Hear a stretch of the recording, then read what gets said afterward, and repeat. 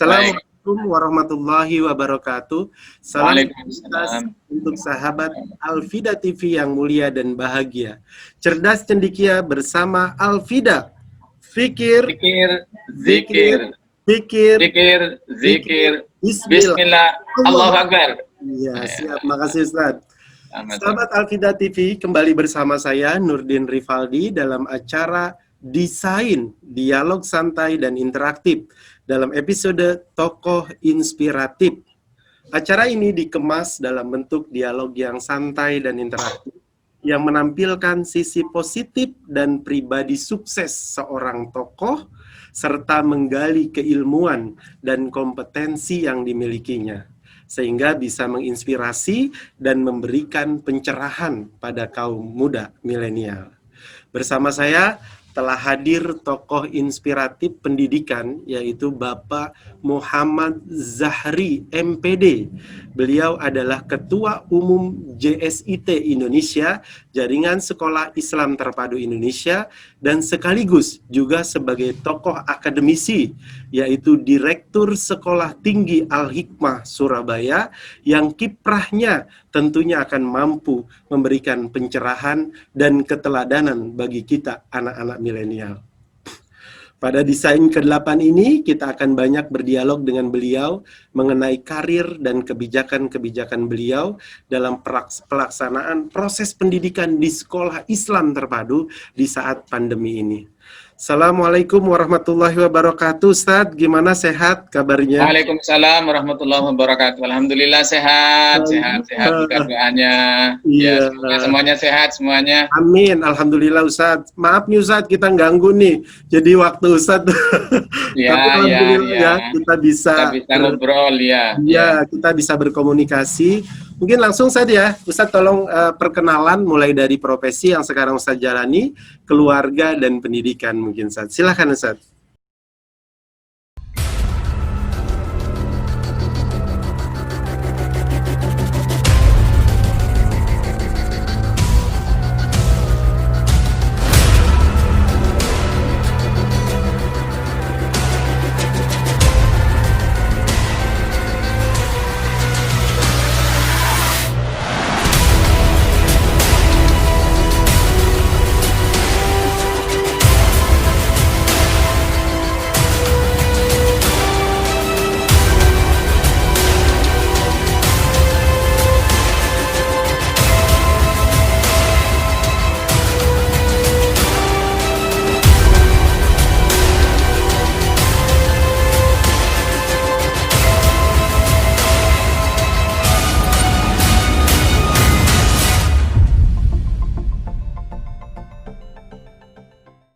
Ya, baik.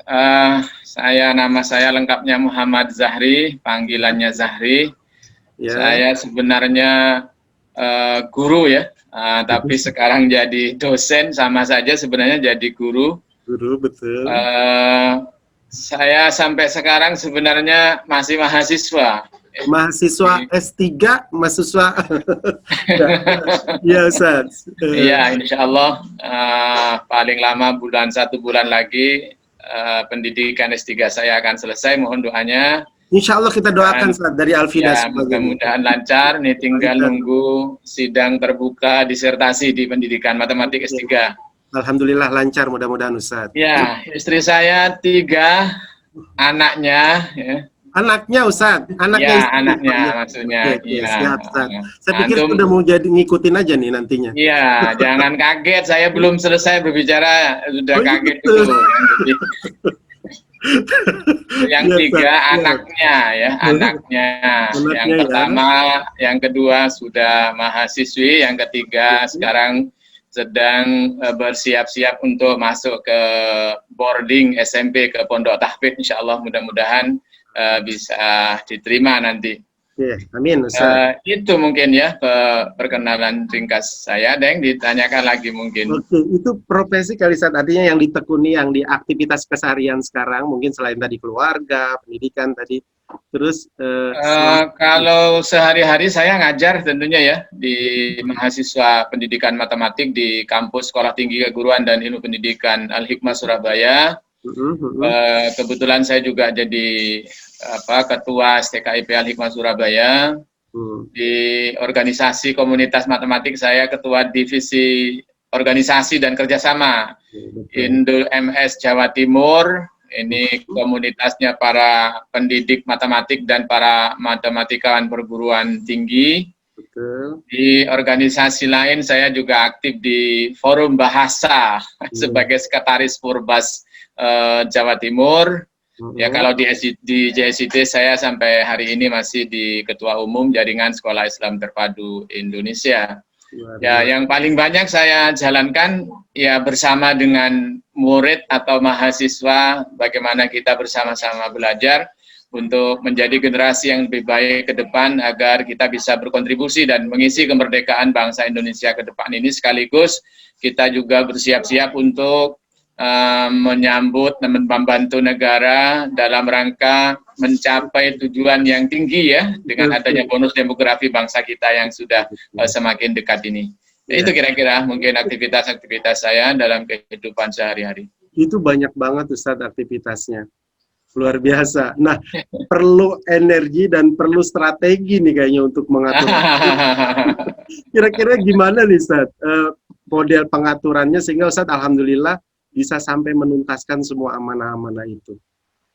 Tentunya hal yang paling utama kalau dilihat dari konteks perencanaan, pengelolaan kegiatan, tentunya harus semuanya diatur dan direncanakan dengan menggunakan skala prioritas, mana yang bisa dikerjakan atau mana yang harus dikerjakan sendiri dan mana yang bisa didelegasikan kepada tim, karena pada hakikatnya kita tidak mungkin bisa mengerjakan banyak hal kalau sendirian. Tentunya yang paling utama bagaimana kita bisa mengajak kawan-kawan kita bisa memberdayakan tim kita untuk bisa menjalankan tugas-tugas itu secara bersama sehingga produktivitas kerja dan agenda-agenda itu tentunya bisa dijalankan dengan baik. Yang kedua, menurut saya yang penting itu waktu kita berkah, ya, waktu kita berkah.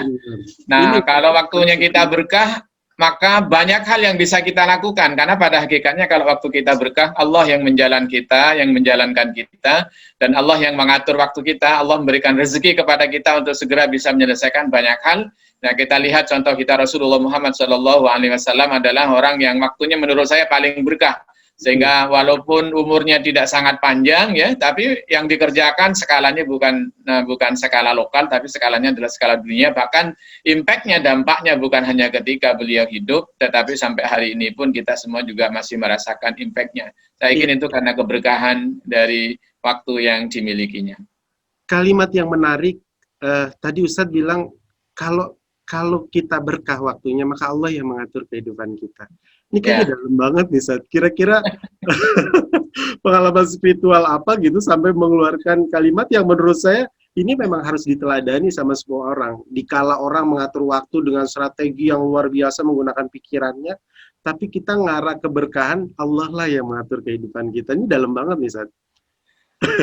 Dan tentunya kita karena kita memang hidup di alam dunia ini kan alam ikhtiar ya. Jadi sebagaimana kita dipesan oleh Rasulullah bahwa dunia ini kan tempat kita untuk berusaha, seakan-akan kita tidak akan pernah meninggal dunia ya. Ini kan berarti kita harus memberikan satu komitmen kepada diri kita bahwa usaha itu tentunya yang nomor satu ya sebelum ini. Nah, dalam menjalankan usaha itu maka ya sebagaimana Al-Quran pesankan, di antara pesan tentang bagaimana dalam mensukseskan usaha itu kan kita harus punya qawiyul amin, yaitu kita harus punya qawi, tetapi kita juga harus amin, yaitu jadi kita punya kekuatan atau mungkin bahasa kerennya sekarang kita harus punya kompetensi ya, tetapi juga harus amin, ya harus punya integritas ya, orientasinya harus baik. Kalau kita lihat pelajaran pertama dari Allah tentang wahyu pertama kali kan Iqra, itu kan juga membangun kompetensi sebenarnya. Tetapi tidak boleh lepas karena Allah gandengkan bismi rabbikal ladzi khalaq. Jadi dua sisi yang menurut saya harus terus digandeng. Betul. Nah, bagi kita sebagai generasi muda, sebagai bagian dari bangsa ini, upaya dan kerja keras ini, disiplin itu adalah hal yang harus terus kita kembangkan. Nah, di tengah-tengah itu tentunya Allah telah mengatur regulasi kehidupan ini kan pasti Allah yang mengatur, pasti Allah tahu lebih banyak dan pasti benar itu. Maka ikuti saja regulasi-regulasi Allah yang diperintahkan itu, maka gabungan dari kemampuan, kompetensi, komitmen, disiplin dengan integritas dan nilai-nilai spiritual kita kepada Allah, saya yakin akan banyak hal yang bisa kita kerjakan ya dalam waktu yang singkat, ya dalam waktu yang bersamaan begitu. Karena keberkahan itu bisa menyelesaikan dan melipat gandakan amal-amal kita, insya Allah. Apalagi kalau kita kesolehan kita itu tidak secara soleh secara personal ya, tapi saya katakan tadi kita bisa memberdayakan kawan-kawan kita juga bisa mensolehkan kawan-kawan kita. Jadi orang-orang soleh yang bekerja tim dengan bagus, dengan kompetensi yang baik itu, saya lihat akan mempercepat capaian-capaian yang kita rencanakan. Oke, Ustaz, tadi ada kalimat mengikuti regulasinya Allah. Nah, kira-kira tanda-tanda bahwa kita mengikuti regulasinya Allah dengan apa tuh, Ustaz, kira-kira? Ya sederhana saja sebenarnya kan, bahwa regulasi Allah itu kalau saya terjemahkan di dalam kehidupan ini kan ada dua ya. Yang pertama yang bersifat transenden ya, yang bersifat ritual kepada Allah Subhanahu wa taala, yaitu nilai-nilai ibadah kita kepada Allah. Yang ini biasanya lebih mudah untuk didiskusikan, lebih mudah untuk disampaikan, lebih mudah dijelaskan ya, dan cenderung lebih mudah untuk diwujudkan sih sebenarnya. Yang kedua, yang dimensinya horizontal. Allah juga mengajarkan kepada kita tentang disiplin, antri, tanggung jawab, jujur, terbuka, bekerja sama. Justru ini yang masih menurut saya masih harus kita kembangkan bersama-sama. Sebuah hasil penelitian yang disampaikan oleh seorang peneliti di beberapa, kalau tidak salah di 180 negara itu kan, tentang Islamicity Index itu ya, tentang indeks keislaman masyarakat atau satu bangsa itu kan, kesimpulannya justru di negara-negara non-muslim itulah yang dirasakan nilai-nilai Islam itu lebih tampak dan lebih besar pengaruhnya, begitu. Tapinya tentunya nilai-nilai keislaman yang dimaksud bukan sholat, baca Quran, puasa, naik haji, bukan. Itu kan yang sifatnya transenden. Ini yang sifatnya horizontal ya, yang sifatnya berada di ruang ikhtiar kita, di ruang kita harus bekerja. Ini kan yang menarik menurut saya. Iya, Ustaz. Saya ingin memperdalam tadi aktivitas Ustaz, salah satunya di JSIT, Jaringan Sekolah Islam Terpadu. Ini konsekuensinya adalah Ustaz dikenal secara nasional nih, Ustaz. Artinya sebagai ketua JSIT, kira-kira dasar Ustaz mau nerima amanah ini apa dengan semangat luar biasa untuk memperbaiki pendidikan di Indonesia, atau kira-kira gimana nih, Ustaz? Ya kembali kepada regulasinya Allah aja.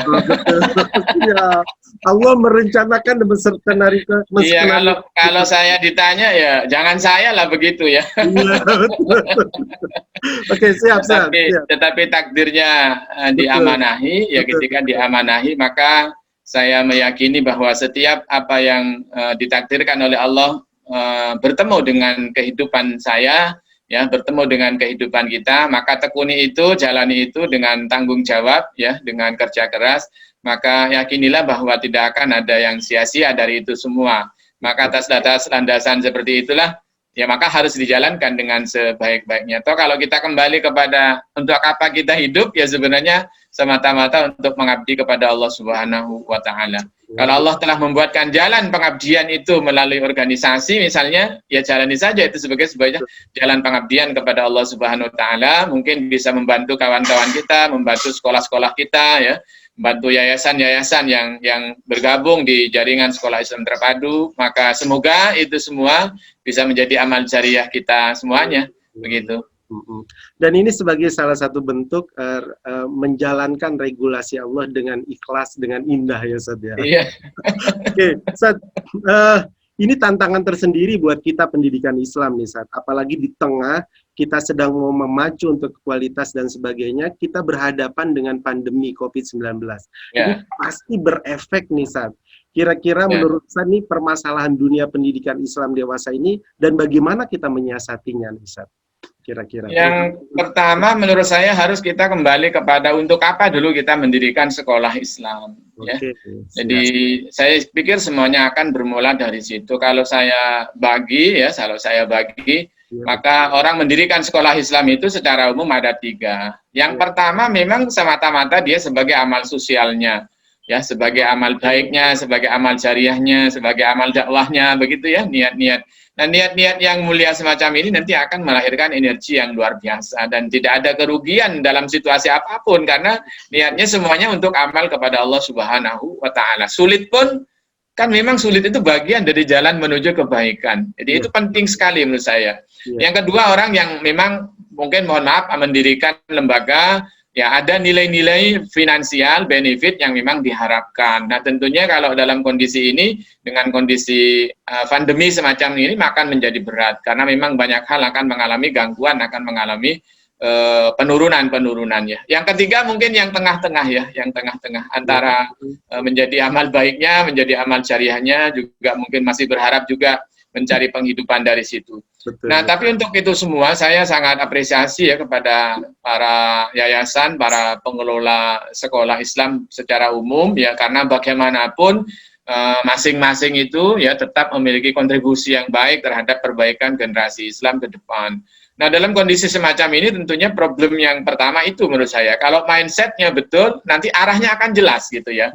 Arahnya akan jelas, karena kan arah usaha, energi, program, dan lain-lain itu tergantung kepada arah yang dimiliki. Itu. Yang kedua, tentunya kita harus harus cepat beradaptasi ya dengan situasi semacam ini. Pada hakikatnya tujuan pendidikan itu menciptakan perubahan, bukan sekedar mengikuti perubahan ya. Jadi kalau kita harus berubah itu sebenarnya sudah ketinggalan satu langkah. Karena hakikat pendidikan itu adalah menciptakan perubahan ke arah yang lebih baik. Ya kan, seluruh sumber daya manusia yang kita hasilkan, seluruh proses pendidikan yang dilakukan, pada hakikatnya bukan untuk mengikuti perubahan, bukan. Tapi untuk menciptakan perubahan. Misalnya untuk menciptakan perubahan agar bangsa Indonesia ini ke depan bisa menghasil menjadi bangsa yang bermartabat, yang sejahtera, sebagaimana tujuan yang tercantum dalam pembukaan Undang-Undang Dasar 1945. Itu kan tidak mungkin kalau kita hanya mengikuti perubahan, maka kita harus menciptakan perubahan sebenarnya. Jadi kalau ada perubahan itu tidak boleh kaget ya, tidak boleh kaget menurut saya. Justru ini adalah satu keniscayaan. Nah, yang ketiga memang dalam situasi krisis ini kita harus menggunakan pendekatan manajemen krisis tentunya ya. Tidak boleh dalam situasi krisis kita menggunakan manajemen normal. Manajemen krisis itu ya pertama harus cepat. Yang kedua harus taktis ya, cepat ya, harus segera merespon apa-apa yang terjadi. Taktis itu segera bisa dikerjakan, tidak terlalu lama ya. Ya, tidak terlalu lama. Taktis itu kalau dirapatkan hari ini, besok pulang rapat sudah langsung bisa dieksekusi. Bahkan rapat belum selesai sudah ada yang bisa dieksekusi, yang bisa dilakukan. Itu penting ya, pemahaman tentang itu. Yang ketiga beresiko ya, harus berani mengambil risiko. Kehidupan ini adalah resiko ya, resiko. Kalau kita tidak berani mengambil risiko, maka kita tidak bisa melakukan hal dengan cepat. Tidak mungkin ya, karena kecepatan itu pasti beresiko gitu. Nah, tentunya yang terakhir kita mencoba mensinergikan seluruh potensi yang ada yang dimiliki oleh lembaga pendidikan Islam, khususnya misalnya masalah guru, tenaga kependidikan, murid, wali murid ya, mungkin juga komite sekolah, mungkin juga partner-partner lembaga pendidikan yang dimiliki, apakah perusahaan, apakah pemerintah, mungkin lembaga zakat, lembaga sosial yang selama ini menjadi mitra, itu saya pikir harus disinergikan, karena kalau disinergikan maka semuanya kakinya akan lebih lebar, dia akarnya akan lebih banyak, akarnya lebih kokoh juga. Iya, lebih kokoh, sumber mata air, sumber zat-zat kehidupannya itu akan lebih banyak, dan pada hakikatnya kehidupan Islam seharusnya demikian. Jadi walaupun hari-hari ini mungkin kita belum sangat bagus dalam hal ini, tetapi itu harus terus kita kembangkan. Oke, saat tadi ada yang menarik nih, saat ketika ada lembaga pendidikan yang poin pertama, kalau niatnya mereka sebagai amal soleh, maka saya yakin, saya yakin tadi bahwa akan menjalaninya dengan indah semuanya. Karena awalnya bisa juga kita katakan mungkin kalau JSIT atau sekolah-sekolah yang ada di jaringan Islam terpadu niatnya karena amal soleh, saya yakin semuanya mengikuti regulasi Allah tadi ya Ustaz ya. Yeah. Jadi selalu walaupun pandemi kita merasa indah saja menjalaninya gitu ya Ustaz ya. Ya kan, karena kalau perjalanan kebaikan, kalau ada cobaan itu kan memang satu realita, tidak bisa kita hindari, tinggal bentuknya apa ya. Tahun 98 kita ada krisis ekonomi, juga kita akan mengalami kesulitan, banyak wali murid kita yang mungkin kena PHK, mungkin perusahaannya juga bangkrut, macam-macam. Kita akan selalu menemukan situasi-situasi sulit. Mungkin itu pula pentingnya kita membaca kisahnya surat Yusuf, kenapa ada surat Yusuf ya. Jadi bagaimana terjadi pacaklik selama 7 tahun, apa yang dilakukan oleh, apa yang direncanakan oleh Yusuf ketika itu. untuk mengatasi paceklik semasa 7 tahun loh itu, bukan hanya 7 bulan loh itu ya. Jadi nggak main-main. Contohnya di dalam Quran itu 7 tahun ya, 7 tahun. Kita ini baru berapa bulan gitu ya. Jadi dan ini pun kita masih normal ya, masih normal, masih bisa apa, masih bisa masih. Jadi menurut saya ya kita tidak boleh terlalu kaget, walaupun tentunya tidak mudah menghadapi. Tapi kita sebagai Muslim ya, kalau kita sebagai Muslim mengikuti regulasi-regulasi Allah, maka kita akan menjalani dengan satu tekad ya, satu keyakinan bahwa akan selesai dan kita akan mendapatkan situasi yang lebih baik setelah ini. Oke, keren. Tadi salah satu yang menunjang keberhasilan sebuah sekolah adalah peran guru, salah satunya ya Ustaz ya. Ya, Nah, pasti. ini peran kita JSIT Ustaz, bagaimana meningkatkan kualitas guru, yang apalagi guru itu dituntut sekarang nih saat hubungannya dengan pandemi benar-benar menjadi menjadi awalan untuk mereka berinteraksi kan dengan terdepan lah, garda terdepan bahasanya kan, untuk mereka berinteraksi dengan murid dan dengan wali murid. Nah, kira-kira apa yang akan kita lakukan untuk peningkatan, terutama JSIT yang dilakukan untuk peningkatan kualitas guru nih, Sat?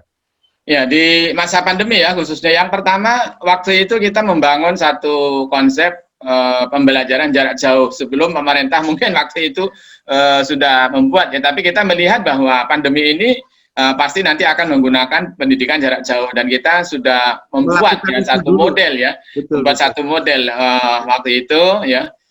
Pendidikan interaktif berbasis rumah namanya ya. Jadi kita sebut PIBR waktu itu ya, pendidikan interaktif berbasis rumah. Kenapa demikian? Karena ini saya yakini waktu itu dan kawan-kawan ini akan lama ini. Pandemi ini ya minimal 1 semester, bahkan ini ternyata lebih ya dari 1 semester. Sehingga kita membuat konsep itu. Nah, ketika PIBR atau pendidikan interaktif berbasis rumah itu kita keluarkan, kita sosialisasikan, kita latihkan kepada guru-guru, kita sudah menduga dan meyakini bahwa nanti akan ada 2 efek berikutnya. Pertama apa? Orang tua akan mengalami kesulitan, ya. Yang kedua mungkin sebagian guru juga akan mengalami kesulitan. Maka dari itu, untuk melengkapi itu, lalu kita membentuk satu lembaga layanan konseling ya, konseling dan pendampingan. Jadi bagi orang tua yang mengalami kesulitan, kita sudah bentuk timnya. Ada tim konseling dan tim pendampingan waktu itu. Mungkin ada guru-guru yang sangat mengalami kesulitan, maka kita sudah bentuk timnya. Silakan berkonsultasi dengan kita, mengumpulkan kawan-kawan kita yang punya pendidikan background di bidang psikologi, juga mungkin guru-guru senior yang punya pengalaman banyak dalam mengatasi berbagai macam kesulitan belajar, termasuk kesulitan dalam mendampingi anak-anak di usia KBTK, di usia SD, SMP, SMA. Itu kita sudah siapkan secara formal, sudah kita siapkan institusinya, bidang layanan dan konseling serta pendampingan itu. Tapi setelah itu kita juga sudah memikirkan, ini nanti kalau proses pembelajaran kesulitannya sudah diatasi oleh lembaga konseling, nanti setelah ini akan ada dampak ekonominya. Ya pasti itu, karena kalau ini nanti pakai SPP turun, mungkin wali murid kesulitan, nanti sekolah kesulitan, nanti guru-guru juga akan mengalami kesulitan. Bisa jadi mungkin ada gaji yang dipotong, mungkin SPP terlambat dan lain-lain. Maka kita membentuk lembaga yang ketiga, yaitu lembaga sosial dan ketahanan keluarga guru. Begitu, itu akan mensupport ya, ya sekolah-sekolah, khususnya yang sekolah-sekolah yang masih awal, yang jumlah murid yang belum banyak, itu dengan ya support yang membantu mereka dalam memenuhi kebutuhan sehari-hari. Walaupun tentunya mungkin bantuan itu tidak bisa menyelesaikan seluruh persoalan mereka, tetapi itulah tanggung jawab kita JSIT sebagai bagian dari induk organisasi Sekolah Islam Terpadu. Kita setelah itu berpikir lebih jauh. Ini nanti kalau sudah mulai dampaknya kepada guru, nanti berikutnya dampaknya kepada institusi, kepada yayasan. Maka kita bentuk lembaga yang keempat, yaitu lembaga ketahanan yayasan. Dan ini adalah lembaga yang pada periode-periode terakhir ini yang banyak melakukan kegiatan, karena sekarang memang dampaknya sudah menginstitusi ya. Nah, tapi sekarang sudah mulai datar. Apa yang kita lakukan di situ? Kita membuat semacam satu rules model bagaimana memanage lembaga pendidikan di era pandemi. Apa yang misalnya pertama, kita harus samakan visi dan semangat guru, pimpinan dan yayasan, harus sama bahwa ini situasi krisis. Tidak boleh ada di antara anggota sekolah ini ya, warga sekolah ini yang tidak merasakan sense of krisisnya, nggak muncul, ini nggak boleh. Ini krisis. Beban masa krisis ini memang tidak normal, itu semuanya harus sama. Yang kedua, kita membuat semacam satu best practices, bagaimana melakukan efisiensi dan efektivitas program dan pendanaan ya. Dan dari mana kita melakukan itu? Kita mengundang sekolah-sekolah yang sudah punya pengalaman banyak, yang sudah lebih lama berdiri, saya yakin itu akan mengalami pasang surut ya dalam pengelolaan organisasi. Kita sharing di situ, kita manage di situ, kita sharingkan kepada kawan-kawan secara lebih luas begitu ya, sampai hal yang paling utama yang saya pesankan kepada kawan-kawan pada waktu itu, jangan sampai ada sekolah Islam terpadu yang tutup. Itu satu yang paling utama itu. Yang kedua, jangan sampai ada murid dari sekolah Islam terpadu yang DO gara-gara kesulitan finansial ya. Jadi itu harus dilakukan langkah-langkah dengan kebersamaan ya, yang besar membantu yang kecil, yang kuat membantu yang lemah dengan bentuk-bentuk, silahkan bentuknya boleh macam-macam.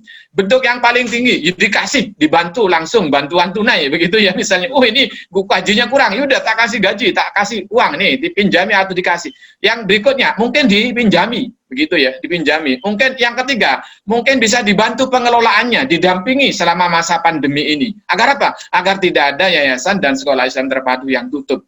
Ya, nah disinilah saatnya kita membangun makna persaudaraan, makna kita kebersamaan dalam organisasi itu. Ya, dan alhamdulillah sepertinya sampai hari ini belum ada informasi yang saya terima bahwa ada sekolah Islam terpadu yang tutup. Ya, mudah-mudahan diselamatkan oleh Allah Subhanahu Wa Taala.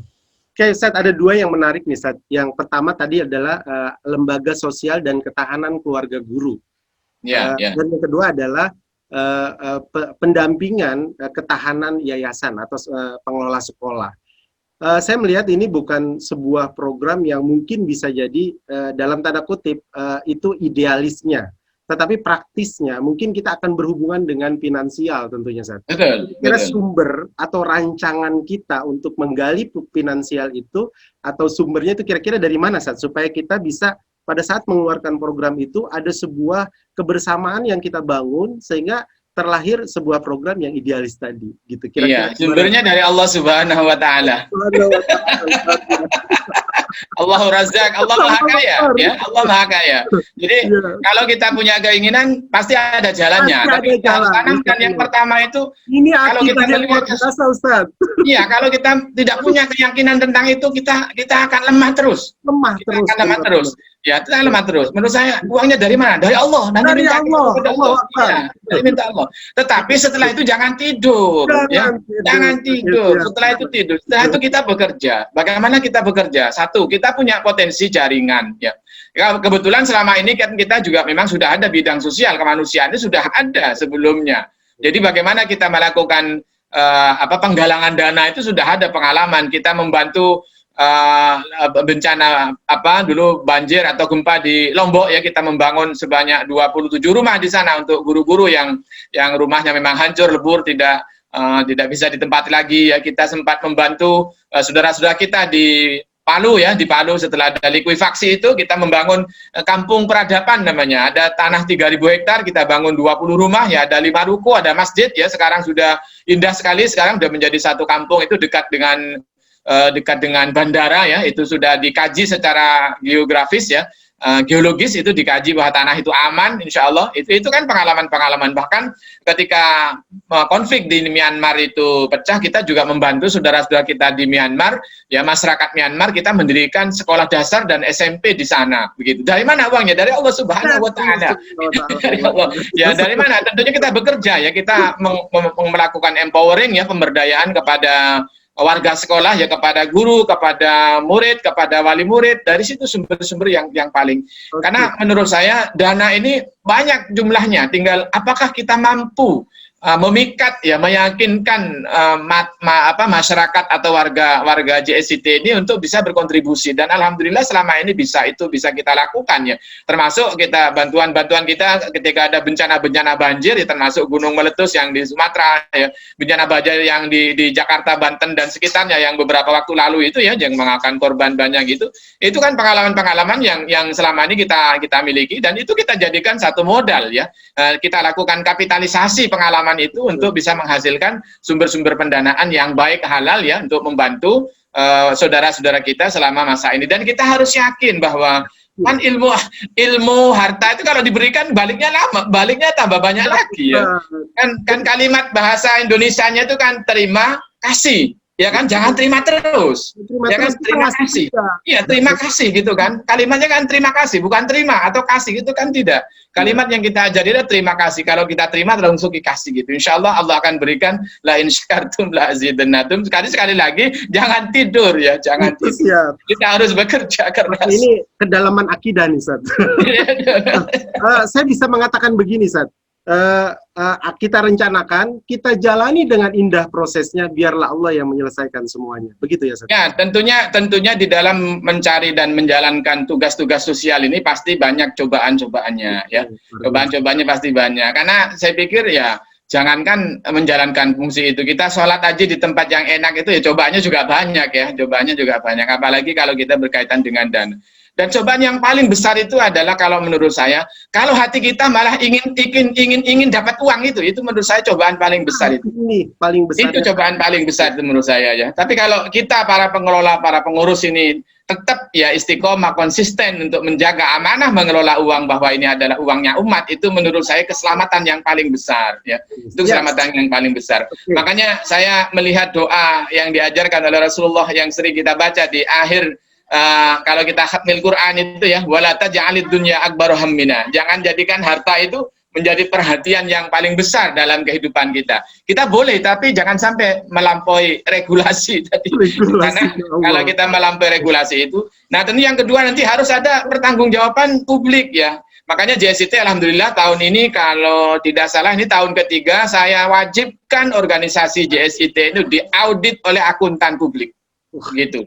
Ya jadi ya harus ini ruang ikhtiarnya, ya harus ada memang ngelola uang harus ada audit begitu ya, kalau tidak ya dan alhamdulillah kemarin di audit yang ketiga ini sudah wajar tanpa catatan sudah ya, jadi sudah meraih hasil audit yang tertinggi ya, Nah, ini menurut saya satu capaian yang luar biasa, karena kalau para pengurus atau oknum pengurus ini tertarik ke situ, itu sudah hambatan yang paling besar.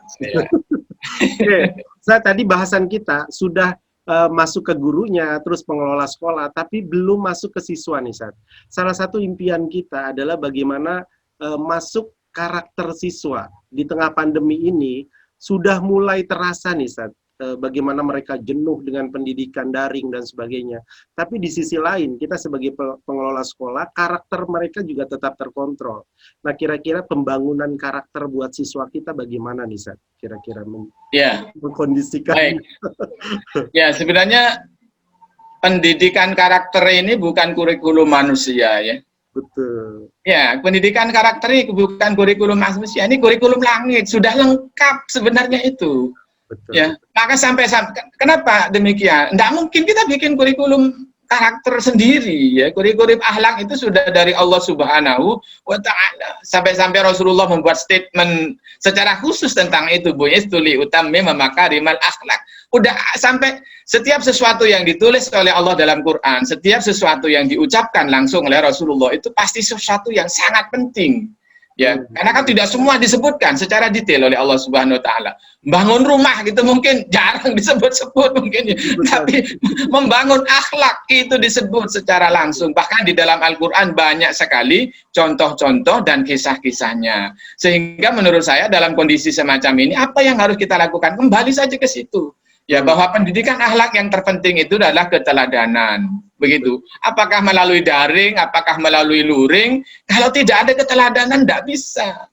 Ya, dan keteladanan itu melekat kepada diri guru itu, baik dilihat langsung oleh muridnya maupun tidak dilihat. Kalau masa daring bagaimana? Ya kalau kita pakai Zoom, ya janganlah gurunya itu datang terlambat di Zoom. Itu sudah keteladanan. Kalau kita mengajar di Zoom, ya harus gurunya juga harus pakaian rapi lah di Zoom itu. Begitu. Jangan sampai gurunya ngajar di Zoom juga nggak pakaian rapi. Itu kan sudah keteladanan. Senyumnya guru, ekspresi wajahnya guru di Zoom itu kan tetap bisa dilihat. Kalau misalnya guru memberikan tugas kepada muridnya melalui metode di pendekatan online atau luring, segera koreksi dan segera umpan balik, segera beri nilai yang bagus, segera bantu yang mengalami kesulitan, bila perlu telepon khusus mereka-mereka yang sering tertinggal. Itu nilai-nilai keteladanan menurut saya. Tentunya karena memang secara fisik anak-anak kita ini banyak berada di rumah, tidak bersama guru, tetapi kembali bersama orang tua, sebenarnya inilah hakikat yang benar malah sebenarnya itu, bahwa pendidikan di rumah itulah tempatnya, karakter building itu di rumah.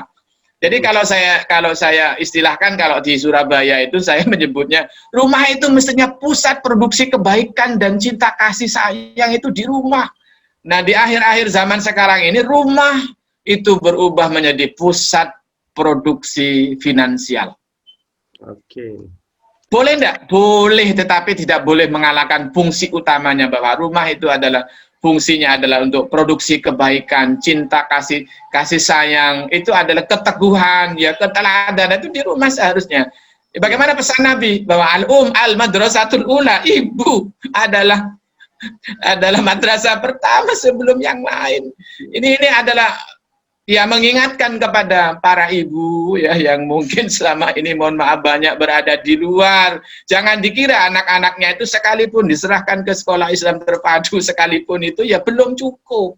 Ya, peran orang tua itu masih tetap diperlukan, bahkan bukan hanya diperlukan, masih sangat dominan. Sekolah ini adalah mitra dari wali murid dalam membangun itu semua. Sehingga kalau kita ambil hikmahnya, maka ini saatnya kita membangun pendidikan karakter yang sebenarnya sekarang ini. Sungguhnya, betul. Nah, ini yang pendidikan karakter yang sebenarnya. Nah, untuk itu, apa langkah berikutnya? Kita mengintensifkan program parenting, ya, program sosialisasi, komunikasi dengan wali murid, agar wali murid bisa memahami situasi ini. Ya, tentunya karena masa krisis ada masa-masa bosan. Kalau ada 1, 2, ada masalah-masalah, ya kita selesaikan lah itu ya. Tapi jangan sampai kita hanya fokus pada sebagian kecil muncul masalah itu, sampai kita lupa melihat hal-hal yang justru sangat penting yang harusnya kita sukseskan di masa-masa pandemi ini. Coba, kalau misalnya ada satu keluarga rumah itu yang misalnya dia disiplin protokol kesehatan selama beberapa bulan, dia berada di rumah, bapak ibunya berada di rumah, kan dia bisa membangun komunikasi yang intens dengan anaknya. Dia bisa membangun satu komunitas ibadah, tilawah Quran, mungkin diskusi, ngobrol bersama anak. Mungkin yang bertahun-tahun hal seperti itu tidak terjadi. Iya kan? Ini kan hal yang harus kita ambil. Tentunya ini harus ada kesungguhan dari kita semuanya. Oke. Saya lihat ada kata keteladanan. Keteladanan itu kan bukan cuma guru, tetapi juga dilakukan di rumah. Dan sekarang dominan ketika daring di rumah.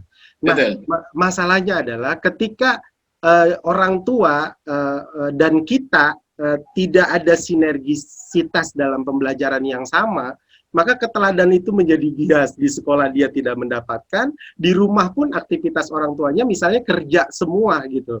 Nah, tadi Ustadz udah punya solusi untuk ini dengan melakukan parenting yang kontinu, tentunya ya Ustadz ya. Nah, kira-kira bagaimana kita membangun komunikasi yang lebih maksimal di tengah kondisi yang tidak ideal gitu Ustadz. Artinya tidak ideal, mereka harus memenuhi kebutuhannya juga dan sebagainya, padahal mereka juga berhubungan dengan keteladanan anaknya juga. Nah, ini sebuah permasalahan menurut saya saat yang harus kita hadapi sebagai institusi pendidikan tentunya. Seperti itu, Sat. Kira-kira ya, ada 4 menurut saya itu rumusnya. Oke, siap, Sat. Ya, ada 4. Yang pertama, seorang guru berkomunikasi dan secara intens kepada Robnya. Wah, keren. Masuknya ke situ ya, Sat ya. Ya, guru. Karena lihat pesan Allah dalam kita kan ini persoalan yang menurut saya lihat di dalam Al-Qur'an dikatakan tidak bisa kita menyatukan hati manusia, tidak bisa. Kalau semua yang kita miliki kita infakkan, nggak bisa, kecuali Allah yang akan menyatukan. Maka satukan hati guru itu kepada Robnya, satukan di malam hari, satukan di setiap saat, di sholat 5 waktu, ya. Satukan melalui sedekahnya, satukan melalui selawatnya, satukan melalui istighfarnya, satukan melalui berbuat baik kepada orang tuanya sendiri. Seorang guru itu kan juga punya orang tua. Bahkan adab kepada orang tua. Kalau orang tuanya meninggal pun, ya Rasulullah masih mengatur bagaimana adab anak kepada orang tuanya ketika orang tuanya sudah meninggal. Itu begitu pentingnya ya adab seorang guru kepada orang tua, dan itu semuanya kembalinya kan kepada Allah Subhanahu wa Ta'ala. Ya. Yang kedua, berkomunikasilah dengan dirinya sendiri. Ya, apakah dirinya sendiri ini sudah betul, sudah siap untuk menjalankan fungsi dan tugas guru ini, bahwa tugas guru ini adalah tugas yang mulia. Kalau di dalam buku-buku yang agak bagus itu kan dikatakan bahwa fungsi guru itu melanjutkan tugas para nabi, para rasul dalam mensyiarkan risalah Islam, dalam menyampaikan syariatnya Allah, dalam menyampaikan nilai-nilai kebaikan, ya, kita melestarikan nilai-nilai luhur bangsa Indonesia, ini kan perlu kesiapan mental guru. Ya maka berdialoglah dengan dirinya. Berhentilah sejenak sebelum memikirkan RPP, materi, daring, platform, mau pulsa, mau data, begitu ya. Berhentilah sejenak. Berdialoglah dengan dirinya sendiri, ya. Muhasabah. Betul, sudah siap enggak ini? Sudah siap maju. Kalau sudah berdialog dengan dua itu, nah berdialoglah dengan orang tua. Metodenya tentunya mau parenting, mau silaturahim, mau video call, ya toh mau pakai Zoom, itu teknologi berbagai macam. Kalau itu semua belum cukup, masih ada sebagian kendala-kendala, datangilah rumah wali murid itu. Datangi. Ya, datangi. Ya jangan sampai sebagaimana sebagian masyarakatnya Nabi Musa ya, kalau tidak saya idhab anta wa akhuka qaidun, kamu saja yang pergi, aku tak duduk-duduk di belakang meja. Jangan begitu ya. Inilah hakikat tugas guru yang sebenarnya. Mari kita lihat banyak guru-guru yang punya hati yang sangat mulia di tengah-tengah pandemi itu mendatangi rumah-rumah muridnya itu satu persatu, 2 mungkin 3 begitu. Jangan sampai kita hanya berteori di belakang meja atau di balik Zoom ya, ketika kita menghadapi melihat anak-anak kita ada yang mengalami kesulitan, datangi mereka. Dan guru harus yakin, karena tadi sudah berdialog dengan Robnya, dia sudah berdialog dengan dirinya, dia harus yakin, saya yakin-yakinnya tidak akan pernah rugi itu semuanya. Ya, tidak akan pernah rugi. Kalau itu dijalankan ya, saya yakin insya Allah pendidikan kita akan semakin baik ke depan. Begitu. Luar biasa. Tadi yang keempatnya apa tuh, Ustaz? Kalau kan biasanya kalau parenting, mungkin pembelajaran daring, itu kan ada saja mereka yang mengalami kesulitan. Apakah karena kesibukan kerja, apakah karena tidak punya paket data, apakah karena memang di daerahnya itu tidak ada sinyal, itu kan selalu ketemu kita. Di seluruh Indonesia adalah ya. Bahkan salah satu universitas besar di Indonesia ini ya, ketika pandemi sudah berumur kira-kira 2 bulan begitu, melakukan survei kepada mahasiswanya, itu lebih dari 60% mahasiswa mengalami kesulitan. Itu mahasiswa di perguruan tinggi yang besar, apalagi sekolah-sekolah kita gitu loh, apalagi sekolah-sekolah di Indonesia pasti ada itu. Nah ini untuk itu, ini kalau saya bicara waktu itu kepada perwakilan dari Humasnya Kemdikbud, untuk itu maka Kemdikbud harus punya perhatian yang sungguh-sungguh kepada para guru ya. Para guru di tengah-tengah pandemi ini gitu ya, karena gurulah yang ada di garda depan mengawal proses pendidikan kita ini di era pandemi ini begitu ya. Tentunya ini kalau ke yayasan ya, ini yayasan juga harus punya perhatian kepada para guru. Jangan hanya guru ini diminta memberikan perhatian kepada murid dan wali muridnya, tetapi yayasan sendiri harus bisa memberikan perhatian. Artinya apa? Mungkin ada kalanya di tengah-tengah pandemi yang sulit ini, sekali-sekali dengan protokol kesehatan para pengurus yayasan itu berkunjung ke rumah guru walaupun sebentar mungkin tidak semua guru bisa dikunjungi mungkin, tapi kalau 1-2 pernah dikunjungi, saya yakin akan membawa satu efek psikologis, akan membangun satu iklim ya, bahwa yayasan sangat perhatian kepada guru, maka tidak dipungkiri nanti kalau para guru itu akan sangat perhatian kepada murid dan wali muridnya.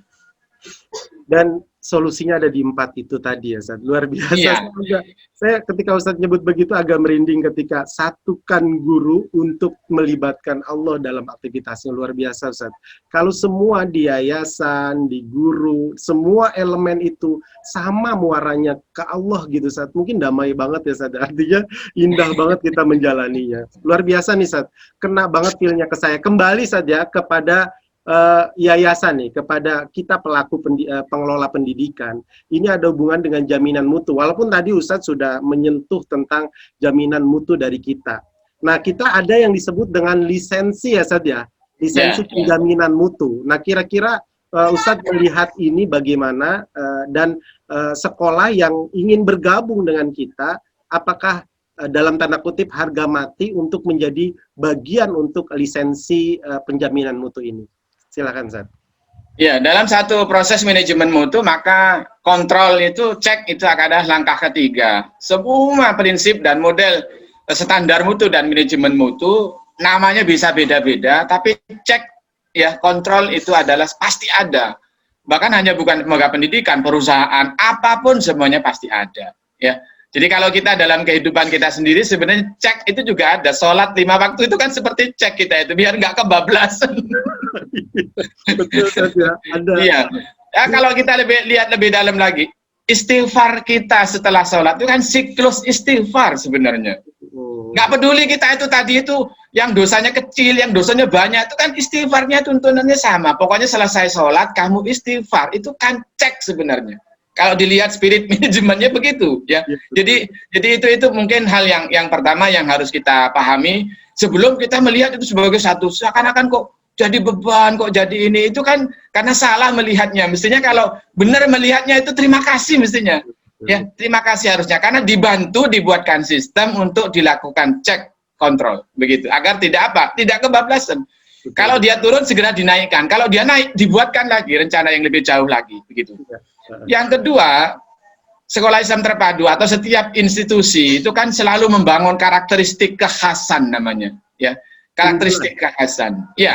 Ya, distinktif, karakteristik distinktif. Setiap apapun di dalam kehidupan ini, mobil antar mobil yang mirip ada bedanya dan perbedaan itu harus dijaga. Ya, sekolah Islam terpadu ini membangun diferensiasi keunggulan, ya, membangun diferensiasi keunggulan yang itu harus dijaga. Lisensi targetnya adalah menjaga diferensiasi keunggulan sekolah Islam terpadu. Makanya kita mensyaratkan mereka yang akan ikut lisensi itu sudah mengikuti akreditasi Diknas atau Kemdikbud sudah B minimal. Apa artinya? Kita akan mendahulukan kepentingan bangsa, kepentingan negara, kebijakan Kemdikbud untuk dipenuhi. Ya, terlebih dahulu. Makanya syaratnya itu harus B dulu. Kalau C itu dulu diurusin ya sebelum membangun. Iya, harus dipenuhi dulu itu. Maka kita batasi mereka sekolah Islam terpadu yang akan ikut lisensi itu harus B dulu akreditasi dari Kemdikbudnya. Ya, nah, untuk itu tambahannya itulah yang akan kita kawal, yang akan kita jaga. Karena disitulah hakikat daripada diferensiasi perbedaan keunggulan yang akan kita bangun. Kalau perbedaan keunggulan ini kita lepaskan nanti, maka tidak akan ada bedanya nanti. Dan alhamdulillah, ya setelah beberapa, sudah hampir 200, mungkin hampir 300 sekarang ya sudah berlisensi sekarang ini, itu saya melihat itu, sekolah-sekolah yang dapat lisensi A, kita sedang siapkan sekarang program-program untuk mereka, agar mereka bisa terus naik, tumbuh lagi kualitasnya, akan disajikan program-program bekerja sama dengan kawan-kawan kita mungkin di Malaysia, mungkin di Singapura, mungkin di Thailand, mungkin juga di Turki, mungkin juga di Australia, ya, mungkin juga di Pakistan, yang kemarin mungkin ada juga dari Jepang. Nanti kita akan dorong mereka untuk terus tumbuh. Karena pada hakikatnya pendidikan ini tidak boleh berhenti.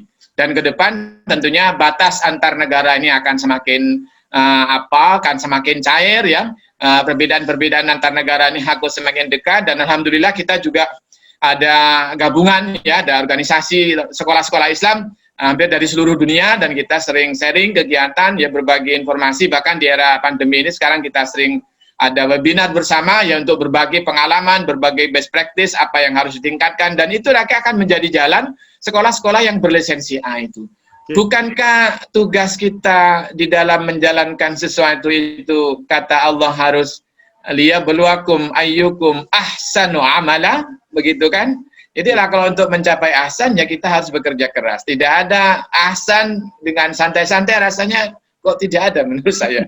Betul, Ustaz. Siap, Ustaz. Nah, tadi saya menarik nih, Ustaz. Kita sudah punya jaringan komunikasi internasional dengan sekolah-sekolah Islam yang ada di dunia ini. Saya pengen satu saja mungkin atau beberapa saja yang mungkin nanti bisa jadi rujukan kita ke depan. Dan konsepnya itu kira-kira bagaimana, Ustaz? Dan apa yang memang kita belum sampai ke titik itu? Kira-kira ada model nggak, Ustaz, yang menjadi rujukan kita ke depan? Sehingga ya, saya kasih contoh yang di Singapura, ya, di Singapura. Ya, Ustaz. Di Singapura itu ada sekolah Irsyad Singapura, ada Irsyad Singapura. Singapura ini kan lembaga pendidikan Islam, lembaga pendidikan agama itu kan tidak diakui oleh pemerintah dalam artian tidak dapat subsidi. Kalau mau dapat subsidi kan harus menghilangkan pelajaran agama, kan gitu ya. Nah, karena kawan-kawan di sana ini kan komitmen dengan ini, maka Singapura kan tidak punya menteri agama, ya. Mereka bekerja sama dengan Majelis Ugama Singapura namanya. Mungkin kalau Indonesia mirip-mirip setara dengan MUI lah, gitu ya. Di Singapura namanya Majelis Ugama Singapura namanya. Ada Masjid Ugama Singapura. Di situ di sebelahnya itu ada sekolah Irsyad Singapura namanya. Nah, yang menarik dulu itu, kalau dilihat sejarahnya, ditulis besar di situ. Betul. Yang mendirikan, inisiator dari Irsyad Singapura ini orang Jawa Timur, orang Indonesia, ya, orang Indonesia. Jadi itu begitu. Nah, apa yang mau saya ceritakan? Di sana itu mengembangkan proses model pembelajaran bahasa Arab. Ya. Model atau metode pembelajaran bahasa Arab itu di dunia konon ada dua ya, saya tidak ahli. Nanti kalau antum lebih paham mungkin bisa katanya ada dua metode pembelajaran bahasa Arab. Yang pertama itu Al-Arabiyah Linnasyi'in ya, yang kedua Al-Arabiyah Baina Yadaik. Jadi ada dua itu. Konteksnya semuanya tentang Arab. Ya, konteksnya. Gambarnya kalau yarji ilal Makkah, yarji mungkin ilal Mina, yarji ilal Madinah, begitulah kira-kira ya. Gambarnya biasanya kitab-kitabnya juga gambarnya tentang Arab. Ya. Begitu. Oke. Sekolah Islam Singapura itu, Irsyad Singapura, merubah dan menyusun buku baru setelah mereka melakukan studi banding dan studi riset yang lama di Gontor, Indonesia. Bahkan Irsyad Singapura mengirim gurunya untuk mengambil bahasa Arab di UIN Malik Ibrahim di Malang, dan tahun kemarin baru lulus doktor ya di sana. Itu setelah mengkaji beberapa model pembelajaran bahasa Arab di negara-negara lain. Ya, maka Singapura serius membuat metode pembelajaran bahasa Arab dengan konteks Asia. Keren. Ya, jadi misalnya yarji ilal Indonesia, ilal Jakarta, ila Brunei Darussalam, ila Thailand, ila Vietnam, begitu. Nama-nama yang dipakai, kota, tempat, gambar, sejarah, mungkin peristiwa, kejadian, alam, itu semuanya tentang Asia. Betul. Ya, tentang Asia. Itu hal yang dilakukan. Hal yang dicapai, yang saya dengar langsung, saya kebetulan beberapa kali ke sana, bahkan sering kontak kawan-kawan di sana, hal yang paling dicapai. Irsyad Singapura berhasil memposisikan bahasa Arab sangat dibanggakan, sebagaimana murid-murid Singapura bangga dengan bahasa Inggris. Siap, Ustaz. Ke bawah semua. Ya. Itu menurut saya paling mahal itu, paling mahal. Keterampilan bahasa Arab berikutnya, tapi mampu dan berhasil memposisikan bahasa Arab dibanggakan, disenangi oleh murid-murid sama dan setara dengan bahasa Inggris, itu tidak mudah menurut saya. Ya, itu tidak mudah. Dan Singapura berhasil mengembangkan itu setelah mereka bekerja dengan laboratoriumnya yang cukup besar, dengan sumber daya manusia yang cukup serius, dengan teknologi, disajikan dengan teknologi ya, ada video, ada berbagai macam perangkat pembelajaran teknologi, ada buku, lengkap semuanya. Ya, lengkap semuanya. Itu menurut saya contoh, dan kita belum punya itu. Kita belum punya itu. Ya, dan dalam pengembangan teknologi, di pertemuan terakhir saya sama Direktur Irsyad Singapura, dia mengatakan kita sedang akan percepat tentang Smart School, Singapura Smart School nama, atau Irsyad Smart School namanya. Jadi bagaimana, ya sebelum pandemi padahal waktu itu ya, jadi bagaimana seluruh layanan Irsyad Singapura itu berbasis teknologi, sebagaimana kecepatan handphone yang tumbuh itu, maka pelayanan Irsyad Singapura ini akan dilakukan seperti itu. Itu misalnya contohnya seperti itu. Iya, siap Ustaz. Kita Alpida nunggu nih saat terobosan-terobosan seperti Singapura yang dipelopori, atau kalau ada studi banding dari JSIT mengadakan sering.